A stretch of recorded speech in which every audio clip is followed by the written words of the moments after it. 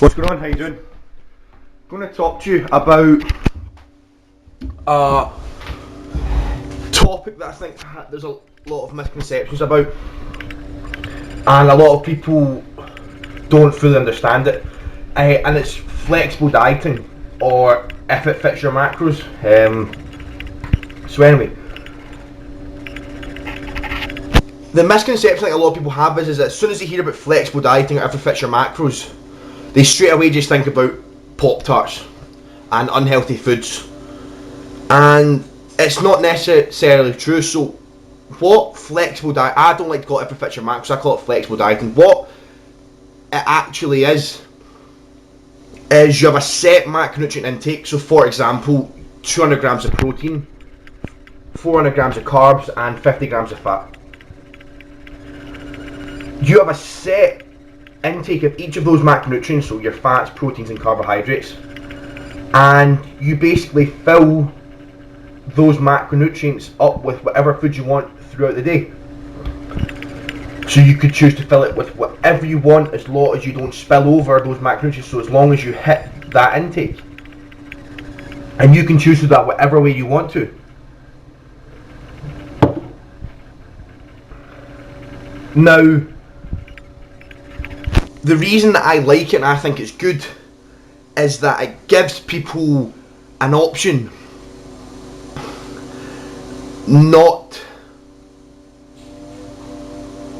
The reason that I'm very pro flexible dieting and like it is because that it doesn't have restrictions, and it wouldn't prevent people from eating foods that they like. Now,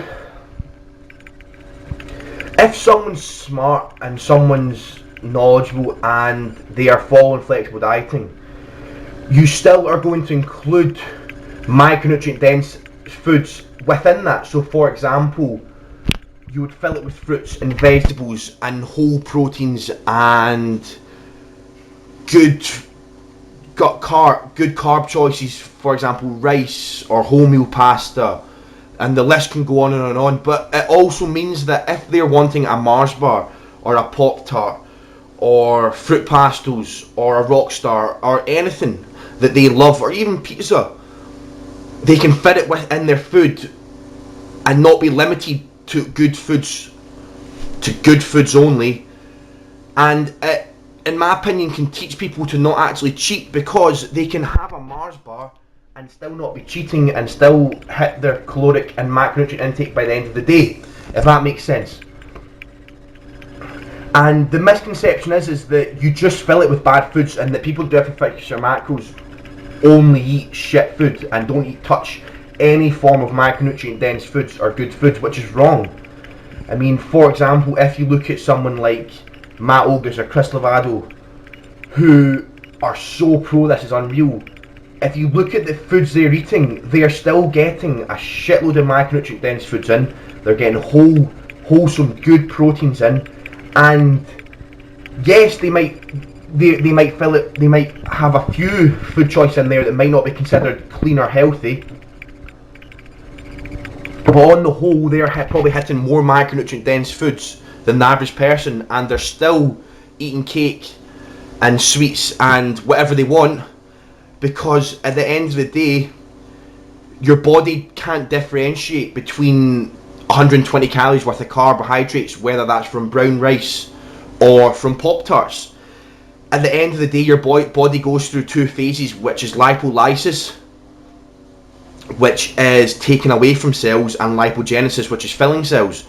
Now, if you have 30 grams worth or 120 calories worth of carbohydrates, you will only fill the cells with 30 grams worth of carbohydrates. If you will only fill that with 30 grams worth of carbohydrates.